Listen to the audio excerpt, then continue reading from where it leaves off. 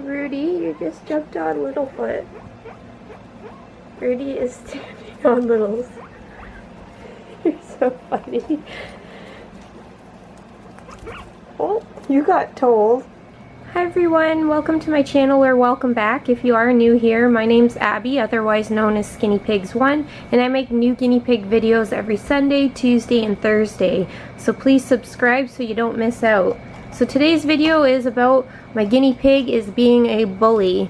So this is a comment that I see often, or I get questions about why is my guinea pig being mean to my other guinea pig. So first off, we need to know that guinea pigs aren't bullies. Bullies insinuate that they're being mean and purposefully hurting other pigs, when in fact we just have to remember guinea pigs live in a hierarchy. So there's always a boss pig and they call the shots. So whether you have a pair or a herd, there is always a boss, and the boss is what keeps the other pigs in line, and the piggies down below them have to listen and go with what they say. So the boss pig is not being a bully, is not being mean or hurtful to your guinea pig. They're simply just letting the other pig know where their place is. So for a herd, you'll have a boss pig, and then you'll have a second in command, and it goes down from there. So for my herd, my boss pig is right here, Littlefoot. Hey buddy. So he calls all the shots. If he wants somebody to move, they've got to move.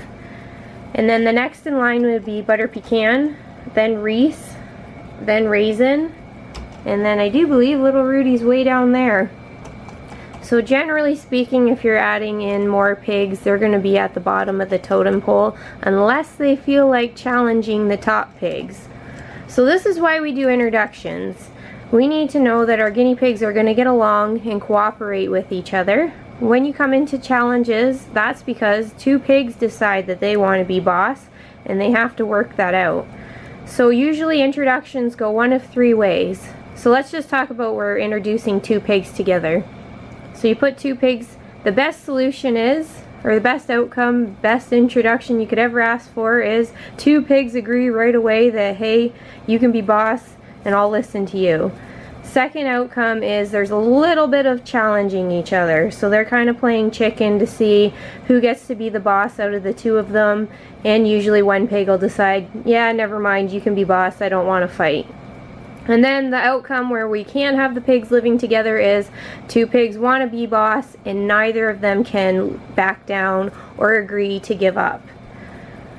So there's a lot of behaviors that are absolutely normal in guinea pigs' daily interactions that people mistake for bullying or being mean behavior and separate too soon. So just like all animals, say whether you had two dogs or cats, you're going to see playful interactions, sometimes them getting annoyed with each other.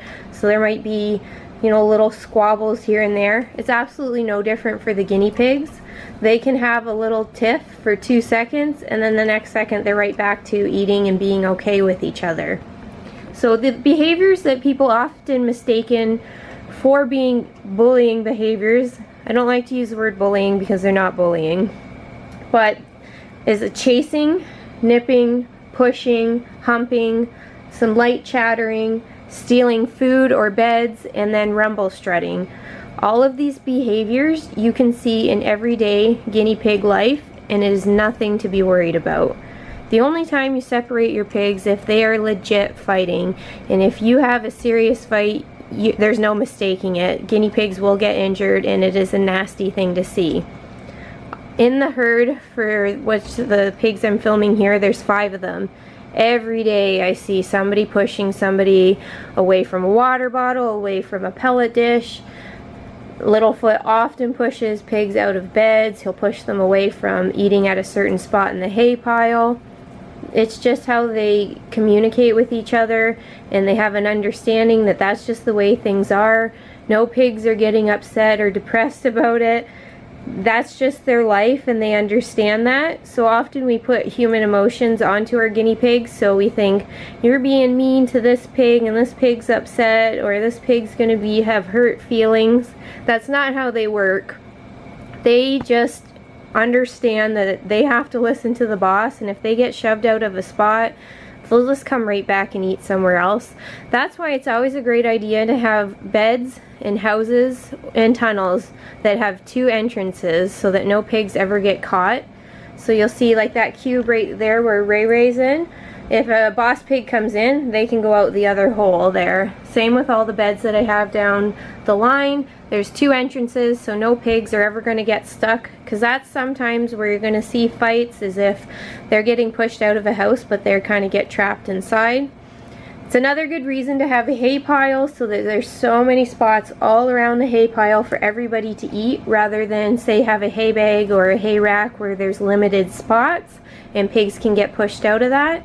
And that's another reason I have 4 water bottles for the herd. So if somebody, Littlefoot's drinking from there, what if somebody else wants to drink and I only had 1? They could be fighting over a water bottle. So if he bumps somebody off of a water bottle, they can just go to the next one to drink. Like, you're gonna see that all the time. Or if somebody's eating out of the pellet dish, you'll see another pig knock their head out and be like, hey, I'm eating here. So you could have multiple pellet dishes. So if you see there's an area within your guinea pig's life where there's constantly pushing and shoving and it's kind of getting a little bit crabby, try to fix it. So make more room in their cage, pick different types of beds, make a hay pile, put out more pellet dishes, scatter the veggies around more, because that's a time where you'll really see guinea pigs, you know, tussling with each other, as if you're putting veggies just in a small pile and they're all trying to grab some. So scatter feeding that would be an excellent idea. There's lots of things that we can do to make the, you know, little squabbles limited, but you have to expect some every day, even with the pairs. So for my pairs, Apple and Huckle, who are insanely closely bonded, they still have little tiffs. You'll hear them squeaking and squawking at each other or doing nips at each other to back away. It's just what happens. And it's not bullying. The only time it would be bullying is if the pig that's getting like chased or nips absolutely cannot take a break. If they absolutely cannot grab something to eat, if they cannot sleep, if literally the boss pig is like stalking them continuously. So when you first do introductions, that happens for a few days, always, is what I find, is the boss pig just is really asserting their dominance with the lower pig and will follow them around everywhere, get all up in their business, pushing them out of beds, just being over the top, but it should settle down. So that would be the only time where I would be concerned, is if it's not settling down and your less dominant pig is having a hard time. But again, a lot of people really need to let things calm down for a while. There's a lot of behaviors, guys, that you're always going to see. And if you just remember, this is how our guinea pigs communicate. This is how they live together. That there's always somebody who is the boss, who looks bossy. You know, you'll just kind of understand. Because I know I've had video clips up before where somebody's pushing Rudy or giving her a little nip on the bum, and then people would be like, oh, I feel so bad for Rudy that they're being mean to her. And it's like, no, they're not being mean to her. That's just, you know, she's at the lowest spot on the totem pole and it doesn't faze her one bit. Somebody shoves her out of the way, she comes right on back, or she'll give them a little bit of sass.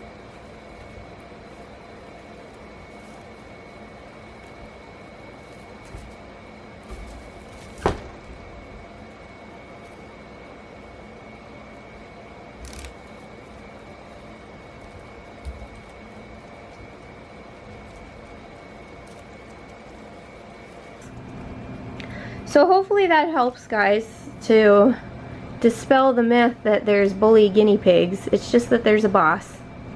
And that's just how life is for the piggies. So thanks for watching, and if you have any questions, just leave me a comment below. Bye-bye.